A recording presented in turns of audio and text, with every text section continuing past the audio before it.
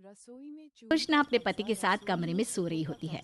तभी सोम उसे उठाकर कहता है, आँख नहीं लग रही, न जाने क्या बात है। अरे रे, मैं आज आपको दूध देना ही भूल गई थी। रुकिए, अभी लेकर आती हूँ।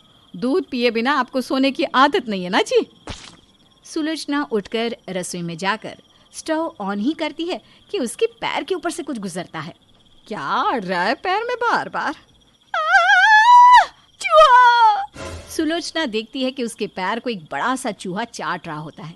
उसे देखते ही सुलोचना चीख उठती है।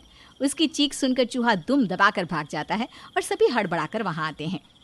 लगता है मम्मी जी को हार्ट अटैक आया है, इन्हें लिटा देते हैं। अरे अटैक आया मेरे दुश्मन को। तो आप चीखी क्यों? रसोई में चूहे मेरे पैर के ऊपर से गया बहू। हमारे घर पर चूहे? नहीं, तुझे भ्रम हुआ होगा सुलोचना। हाँ जी हाँ, मुझे भ्रम होते हैं ना। अरे अब शांत हो जाओ, इतनी रात को इतना शोर करोगी तो लोग घर के बाहर भीड़ लगा लेंगे। इस बारे में सुबह बात करेंगे। अगली सुबह सोम नहाकर पूजा करने बैठता है। वो भोग भगवान के आगे रखकर आंख बंद करता है और चूहा आकर भगवान के भोग में रखे लड्डू को खा जाता है। सोम जैसे ही आंखें खोलता है तो अपने सामने लड्डू ना देखकर चौंक उठता है। अरे वाह प्रभु, आपने मेरा प्रसाद ग्रहण कर लिया, ये तो चमत्कार हो गया। सुलोचना, बहू, अनुज, सब यहाँ आओ, देखो तो चमत्कार हुआ है। सभी वहाँ आते हैं। अब क्या हुआ पापा? अरे मेरी आंखों के सामने भगवान के आगे रखा प्रसाद गायब हो गया। शंभो शंभो। लो, ये चूहों की ही कहानी है, मेरा कोई भ्रम नहीं था। अरे तुम तो चुप करो सुलोचना, भगवान का आशीर्वाद जिसके किस्मत में नहीं उनको ऐसा ही लगता है। सोम और सुलोचना में फिर से बहस शुरू हो जाती है। हो गया पापा जी, मम्मी जी, मैं नाश्ता लगाती हूँ, आप खा लीजिए। प्रिया सभी के लिए खाना डाइनिंग टेबल पर लगाती है। अनुज जैसे ही सब्जी लेने के लिए बॉल से प्लेट हटाता है, उसमें से एक चूहा निकलकर सभी के सामने से पूंछ हिलाते रसोई की ओर चला जाता है, जिसे देखकर सब हक्के बक्के रह जाते हैं। तू सही कह रही थी सुलोचना। नहीं जी, ये तो आपका भ्रम है। यहाँ से कोई चूहा नहीं गया है जी। आपको सब्जी परोसूं?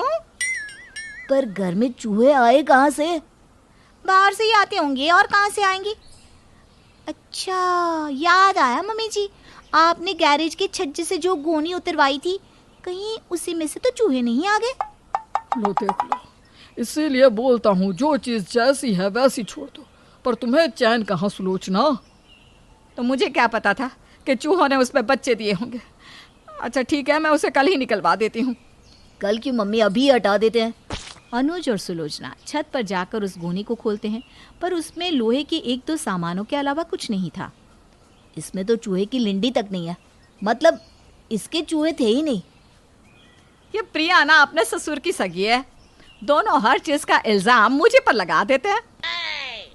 इसी बीच काम पर जाने का वक्त हो जाता है और अनुज और सोम काम पर चले जाते हैं। दोपहर के वक्त प्रिया रोटी बनाने के लिए एक लोई बनाती है। अब बेलन कहाँ गया? जब तक प्रिया बेलन ढूंढती है तब तक आटे की लोई गायब हो जाती है। लोई कहाँ गई? शायद बनाई नहीं होगी। प्रिया गूंदे हुए आटे से जैसे ही फिर से लोई बनाने के लिए हाथ आगे बढ़ाती है तो वो देखती है कि एक साथ 5-6 चूहे वही आटा खा रहे थे।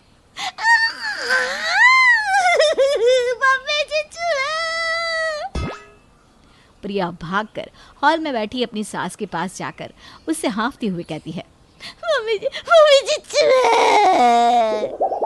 तो मैं क्या करूं? तू तो कह रही थी मेरे कारण आए हैं चूहे। मम्मी जी, मैं किचन में अकेले काम नहीं करूंगी, मुझे डर लगता है, आप प्लीज मेरे साथ चलिए। चल।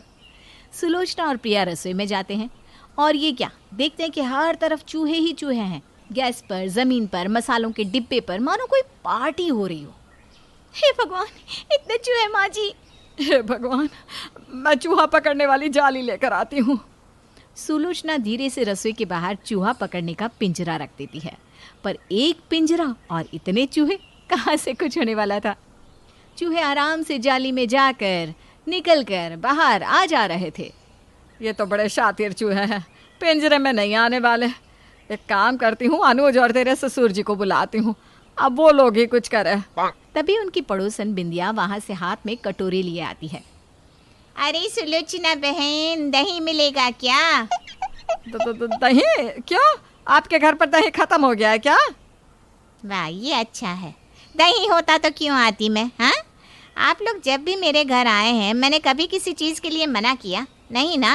और आज जब मैं दही लेने आ गई तो आप आनाकानी करने लगी। अरे नहीं नहीं बिंदिया, ऐसी बात नहीं है। वो क्या है ना, मैं रसोई में नहीं जा सकती।